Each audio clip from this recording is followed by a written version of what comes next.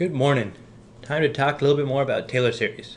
So we talked about Taylor series last time, and we went over the formula for Taylor series and basically kind of a process, an algorithm for how to work your way through a function you're given and how to produce a Taylor series for such. So the formula that we used was, f of n at point A times x minus a quantity to the n all over n factorial. And this is, and then we'll do a summation. That's a terrible summation. Summation, there we go. That was actually surprisingly good. And this will be approximately f of x. When you go from 0 to infinity, it'll be an infinitely good approximation, therefore it will be exactly f of x. But if you don't write out the infinite number of them, then it'll just be mediocre, with different levels of mediocrity depending on how you choose your numbers. So there's some cool implications of this, and you don't really realize just by going through the process how powerful this is as a mathematical tool. You might have heard a few times where math people, math teachers and whatnot, say that something is powerful, and they don't really do a good job necessarily of explaining what they mean by something is a powerful equation. So for instance, if you had like a process, a bunch of numbers you have to calculate, and you look at the calculations that are going to have to be made, and you do a rough back of the napkin approximation, and you're like, all right, to do this calculation is going to take me 100,000 years. And you're like, oh, that's a long time. Well, if you use a more powerful mathematical method, you might be able to reduce that down to like, I don't know, 10 minutes.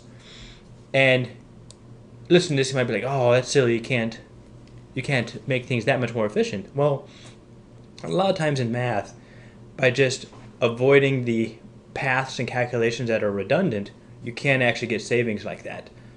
And the nice thing about Taylor series is you can approximate things that are with a good enough approximation that would be impossible to do, logistically impossible to do otherwise. So this is a really cool tool that you can do a lot of things with. So we're going to go over a few examples of things that are different uses and applications for the Taylor series.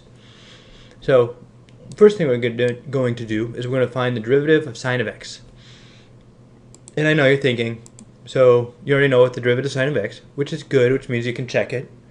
But then when we find the Taylor series, so part of finding the Taylor series is finding all the derivatives of the Taylor series. And so your thought process might be like, okay, we have to find the derivative to make out the Taylor series to find the derivative. Bear with me here. This is a learning process. This is not meant to be efficient. So the way I'm going to do this is we know sine of x. Sine of x is x minus x cubed over 3 factorial. I'm going to write x over 1 factorial here, and this is really just x to the first. I could leave those off because you don't need those. It's still the same equation either way, but it helps make it more obvious, more explicit. So this is sine of x, and then if we want to take the derivative of this, what we can do is we can then take the derivative of each item within this, and this is dot dot dot. Probably should be a plus sign here, and then dot. You get the idea. So if we take the derivative of sine of x, it should be the same as taking the derivative of this. I know my notation is terrible. You get the idea. So using the power rule, let's do that. So derivative of sine of x equals, so the derivative of x is just 1, minus 3x squared over, and I'm going to write this as 3 times 2 factorial. So factorial is like, factorial of 3 is 3 times 2 times 1, and factorial of 7 would be 7 times 6 times 5 times 4 times 3 times 2 times 1. That counting backwards sometimes gets me. Okay. And so saying 3 times 2 factorial is the same as 3 factorial. And we'll add, we'll do a 5x to the 4th over 5 times 4 factorial minus, bring the 7 down, 7x to the 6 times 7 times 6 factorial. I know you can see where this is going, but I'm going to do one more term just because it feels empty without it. So let's see, so it'd be 9, bring the 9 down, there'd probably be an 8 left up there, and then there would be 9 factorial times 8 factorial. Okay, and so then we start doing some of the canceling. Purple. So the 3's cancel, the 5's cancel, the 7's cancel, the 9's cancels, and then ... etc. and so forth. So then we're left with 1 minus x squared over 2 factorial plus x to the 4th over 4 factorial minus x to the 6th over 6 factorial. And now I'm going to just abandon that last term because I no longer feel lonely. Okay, so we look at this and we should recognize this, that this is cosine of x. So we know from, I guess at this point, many sources in life, that the derivative of sine of x is cosine of x. And we just saw here that if we do the Taylor series and we take the derivative of the Taylor series, then we in fact again get cosine of x, which should not be surprising, but it should be a little reassuring. You should have a little extra warm fuzzy now in your box of warm fuzzies, because if it turned out to be something else, then our math is broken and we should really rethink how we did our math. So the idea that the derivative of sine of x is cosine of x is good. So what about the other direction? What happens if we go the other way? What is the integral of sine of x dx? Well, we can take all the individual terms up here and then just integrate them, right? Maybe, possibly. Let's do this. Gray? No. I choose gray every now and then, but then I immediately regret it. It doesn't pop the way other colors do. I guess that's kind of stereotypical of gray. Okay, focus, focus. So we have x. X goes to x squared over 2. Then we have minus x cubed goes to x 4th over 4 times 3 factorial. Then we have plus. Then it goes to x to the 6 over 6 times 5 factorial minus x goes to 8 over 8 times 7 factorial. Okay? And then this will go on forever, etc., etc., etc. So then we get, plus c. Okay.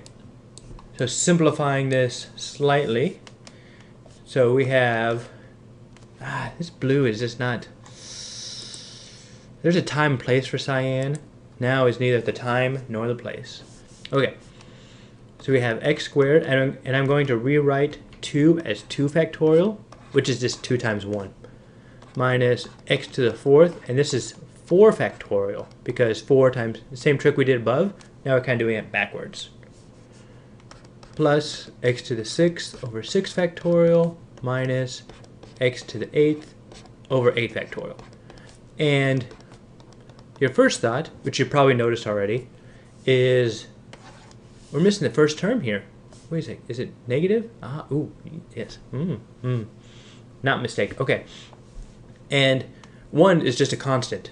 So this plus c over we have here, when you do an integral, you lose information. Specifically, you lose that constant, which is why you do plus c. Well, it turns out that plus c then, in this case, would just be 1. So we do 1, negative 1? Negative 1. Because then we still get the alternating. And this would then equal negative cosine of x. Bam. And the integral of sine of x is negative cosine of x. So we just proved, maybe not, proved is the wrong word. We gave ourselves a slight reassurance that this Taylor series thing is for real. And it's a way you can actually approximate things. And it's kind of cool that we're able to take this sine of x, which intuitively has nothing to do with power series. We're able to write it out in terms of powers of x with various coefficients. And then we could do the same manipulations to these x's that we did with the trigonometric equation, the sine of x, cosine of x. And that gives you a lot of flexibility in life. Granted, for the AP test and for a lot of these classes, you're not going to need this flexibility. But at some point in life, you'll come across equations or some sort of situation like, I have no idea how to do this at all. And so you can sometimes break it down to a more fundamental x's, and it's easier to work with x's than it is to work with trigonometric equations. And you might be able to solve it with the trigonometric equations. So the idea is this probably won't help you do things faster, but it's one less opportunity for you to get stuck. Often math, especially at the higher levels, especially not on the AP test. AP test is all about efficiently just crushing everything. Most math classes, non-AP classes, it's not so much about working through things quickly, it's about not getting stuck. So think of the AP test kind of like an obstacle course. You want to efficiently go through everything. But most math, think of it more like driving on snow. The goal of driving on snow and ice is not really to go quickly, it's to just never get stuck. You don't want to stop. If you can keep moving and just keep going, then you'll probably make it through. Okay, enough with sine of x. Clean up the board and move on to my next example. Let's say we are presented with the function e to the x divided by x, and we want to figure out what that equals. So we can write this top as the Taylor series. So the Taylor series of e to the x is, I'm going to start by writing sine of x up here. The sine of x is, okay, x, yep, got it, over 3 factorial plus x to the 5th over 5 factorial. Cosine of x equals 1 minus x squared over 2 factorial plus x to the 4th over 4 factorial. And these are things you just have to memorize. One of the mnemonics I use is, that sine of x, the first term is going to be x. And that's because that's the small angle approximation. A small angle of theta will be approximated as x, or theta, I guess, is a better way of saying that. And then when I write out, click, delete, oh darn you, dot, out spot. And then when I write out e to the x, I just the way you can do e to the x is you take the absolute value of every term for sine of x and cosine of x and just add it all together. That's a mnemonic, not a actual way of going through life, but turns out to be useful. It seems to work well for me. So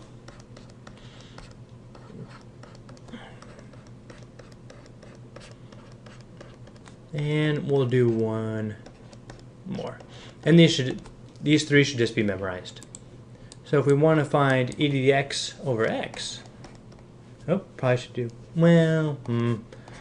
e to the x over x, do a different color, clickety-clack. Ooh. Yeah, I'll do yellow, just so I feel that yellow gets a chance here. I really don't like yellow, but it'll be short-lived. So then, to solve e to the x over x, we could just do the dividing by x. 2 factorial plus x cubed over 3 factorial plus x cubed over 4 factorial. So the idea here is we can take an equation that's semi-complicated, break down each part into just the powers of x as the Taylor series, and then we have another way of expressing everything with just x powers of x. And so it's a way of simplifying. So to simplify, write e to the x in time with the Taylor series, you know the Taylor series of e to the x, and then divide each term of this Taylor series by the x. And there you have e to the x over x. I know, it's kind of a short example, but it's kind of good to get the idea out there. Okay, so now this time we're going to use the Taylor series as a way of approximating a value. So let's say we want to approximate e to the 2.2. Now we might know, for example, e squared, but we don't know e to the 2.2. So we know e to the x equals this, and one of the assumptions here is that a equals 0. Well, it might be more useful to use a equals 2. And your thought process is, why? Well, we're using a is where we're basically setting up this approximation. So if we can set up our approximation closer to where we want to approximate, then there's a smaller gap for us to create errors and deviate off course. Now, if we go in an infinite number of terms, it's not going to matter.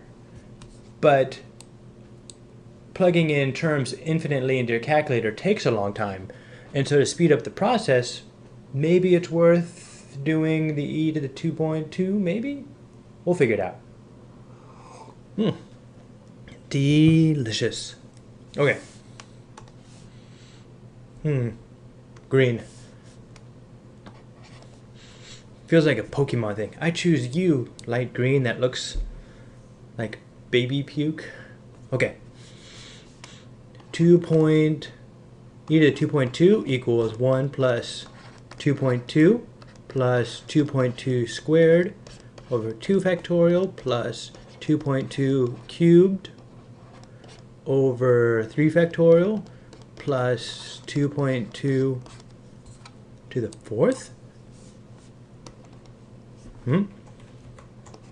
over 4 factorial. One more?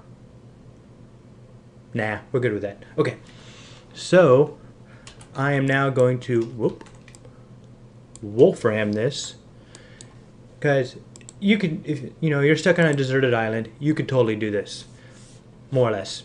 E is like what, 2.7? You could say E is, you could figure it out. You could do this. 2.2s, you can grab some sticks, grab some mud, work your way through it, be fine. I am not relegated to sticks and mud, so I will use Wolfram. Whoop. Whoop. Let's see, we have 1 plus 2.2 plus 2. Let's do a quantity, 2.2 to the squared over 2. I know that 2 factorial is just 2, so I'll just leave it like that. Then I'll see if I can copy paste this. So then we have 2.2 to the 3 over 3 factorial, which is 6. And then we're going to have 2.2 to the 4 factorial over 24. Let's see. I got 0, 1, 2, 3, 4, 0, 1, 2. Yeah, it seems reasonable. Is that 8.37? Okay. Yeah, let's go with that. 8.37. I'm really curious what the actual answer is now. 8.37. Okay, so let's do this problem again now with a equals 2. So we go back to our formula up here. We have the Taylor series. So to start this out, we'll have to find f of 0. And I'm just going to kind of do one of these equals, so that's the first derivative of e to the x. And that goes all the way down to, let's say, the 4th. Because we go down to 4, that's all going to be e to the x. I know my notation is terrible. I should write every one of them out. I'm going to, not going to. Not going to. I'm going to use the excuse that I value your time. That's questionable. But it's going to be the excuse I use. So then we have to find out. So then we know that we need to find f of 0 of a, and that's going to be e squared.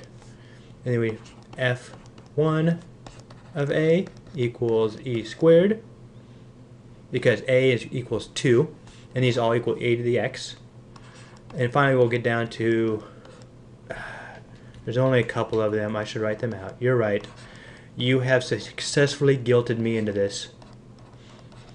Despite my... It's funny how my A's look like 2's, which makes this whole thing both convenient and confusing. Okay. Then we need the x minus A's, so it'll be x minus 2 to the 0, x minus 2 to the first, x minus 2. I'm going to clean up the rest of the board real quick. Whoop. We'll write that down again later if we need it. I'll leave the E up there for now. Okay. Still going with cyan. Squared x minus... It's strange how I kind of switch between this funny x, the soft squiggly x, and then the hard just cross x. Hope that doesn't mean I'm a psychopath. Okay. Then we'll do n factorials. So 0, 1, 2, 3, and 4. And so we're going to do this multiplied by that divided by that. So e to the 2.2 with a equals 2 is equal to, so this is going to be 1. So we'll have e squared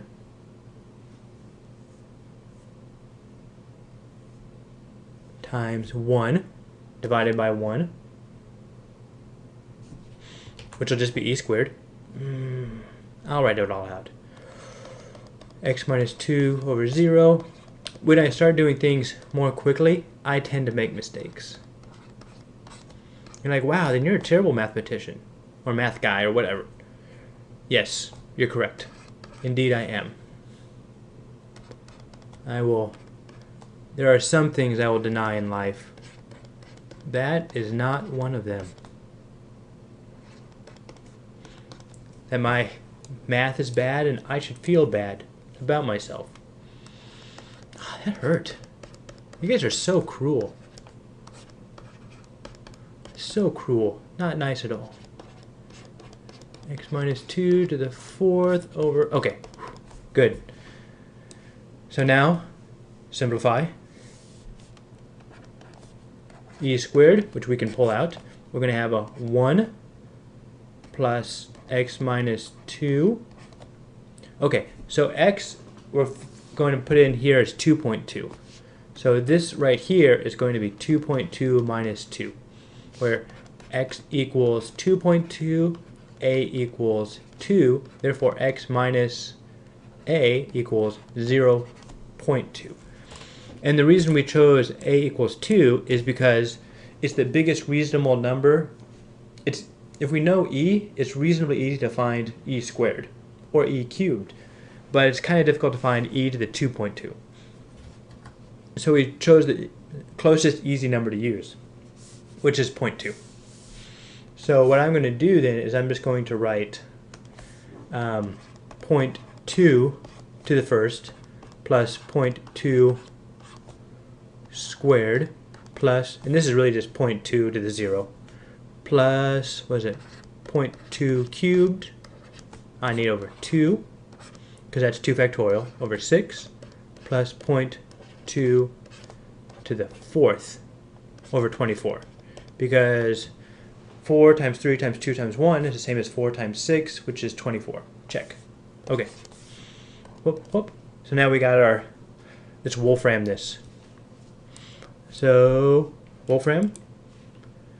So we'll do e squared times quantity, what was it, 1 plus 0.2 plus, let's do 0.2, let's do quantity 0.2 squared over 2. And I'll try and take advantage of the copy paste.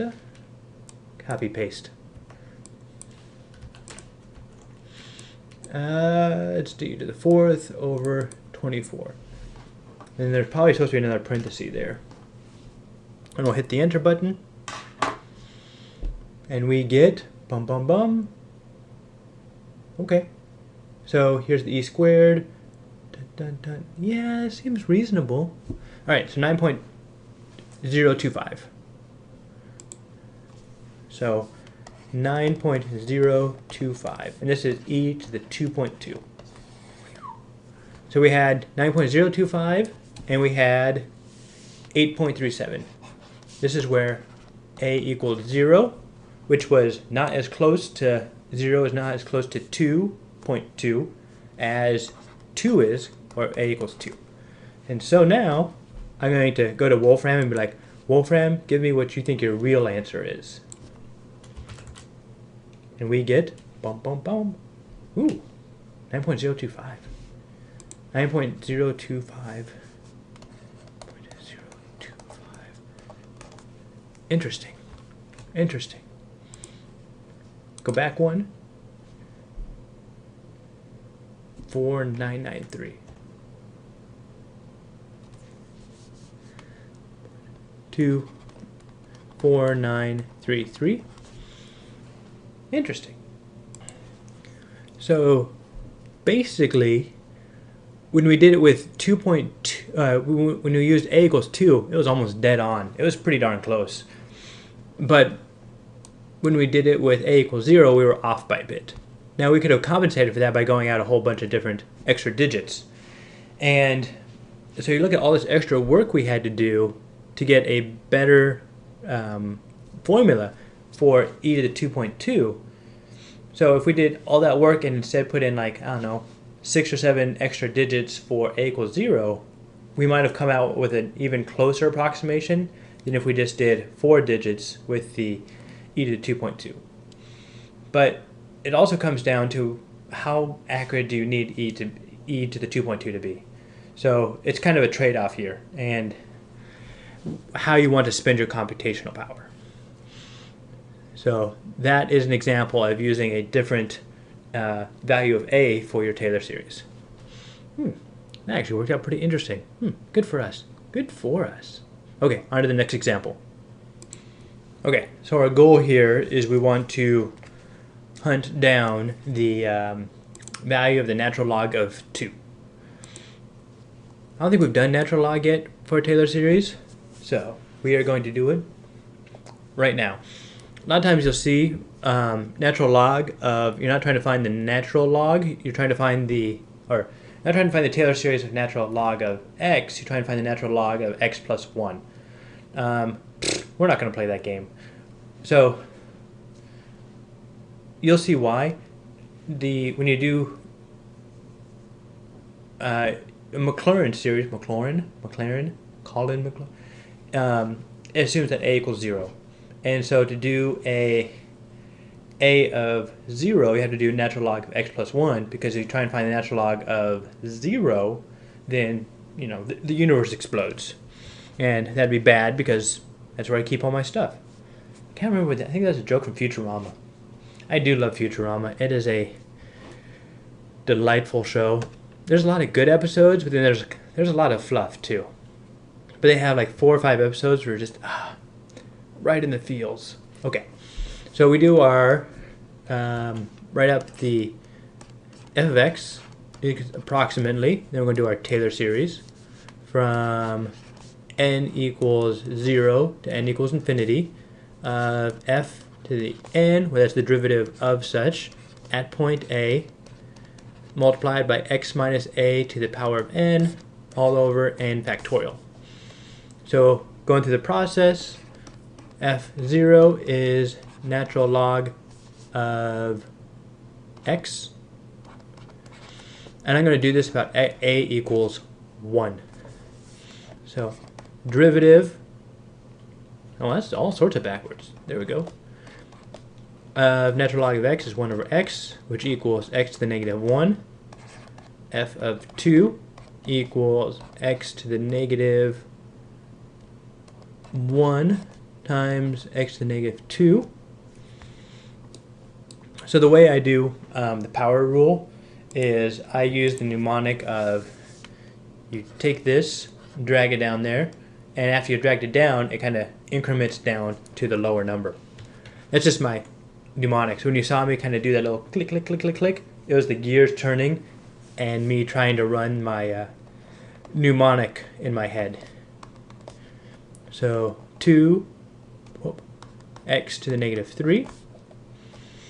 And then we'll do 4, which will be negative 6 x to the negative 4. Okay? And then we're going to do it at a equals 1. So f of 0 to the a equals 0, because the natural log of 1 is 0. Is that true? I can never remember these. I'm terrible. Like, worst math guy ever. Actually, that almost be an accomplishment being the worst. Being the second worst is like, psh, you're not even the best at being bad. Yes, okay, good. F of prime of 1 equals 1 over 1, which is 1. F second prime of 1 is negative 1. F third prime of 1 is 2 times 1. Okay. F to the fourth of 1 equals negative 6. Okay, okay, we can do this. And so then we have x minus 1 to the 0, x minus 1. That's actually 0, not 6. And that's a right over, which is terrible. Poor penmanship. Or boardmanship? Not really sure. 3x minus 1 to the fourth. And then we'll do our factorials. Here's a factorial, there's a factorial. Everyone gets a factorial. Well, at least the first 4, including 0. Okay? So is that the first 5 then? I think that means the first 5. Because it's the 4 is the 5th term. 0 confuses me. Alright, so natural log of x is approximately